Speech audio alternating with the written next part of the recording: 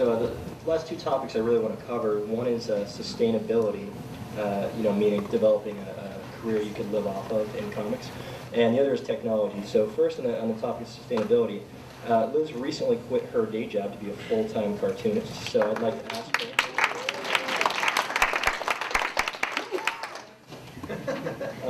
How's that going so far? What led to the decision? How did you prepare for it? And a broader question for everyone, when does comics stop being a hobby and start becoming a career? Well, having a 9-to-5 job sucks, and kind of sucks the life out of you.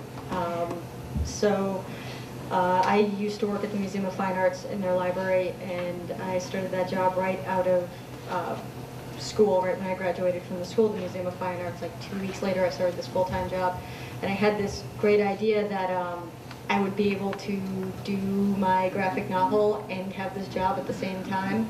And at first, it was like, okay, yeah, I don't mind drawing on the weekends or drawing at night when I get home from work, but after a while, it just kind of became this thing where it's like, I'm exhausted all the time, I don't want to draw my comics, it's not that I'm necessarily making enough money off of it that I don't have to have a job, but I saved enough money in preparation to just work on comics for a while.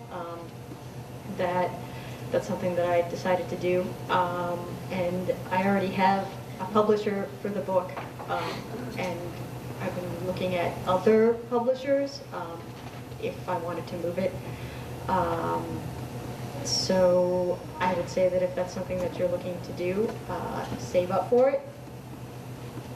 Without getting into too many specifics, what could someone look at, say they're in a similar situation where they're getting payments from Top Shelf and whatever for the book? Are we looking at rent money, movie money, stripper money? Definitely stripper money if you go to a cheap place.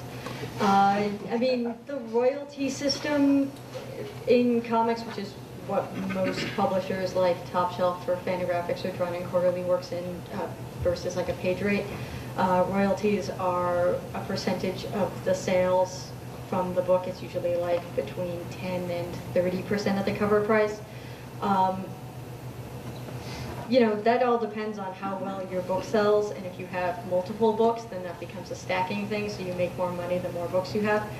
I don't really remember what the actual question was. I just started talking. Just getting a sense of how much, not how much, but...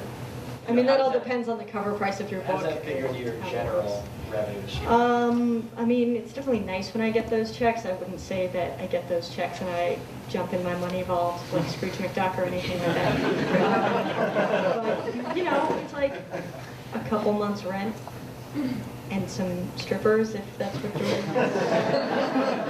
I was actually applying the money strippers make, not to spend on them. Oh, geez, no, I make way less than a stripper makes.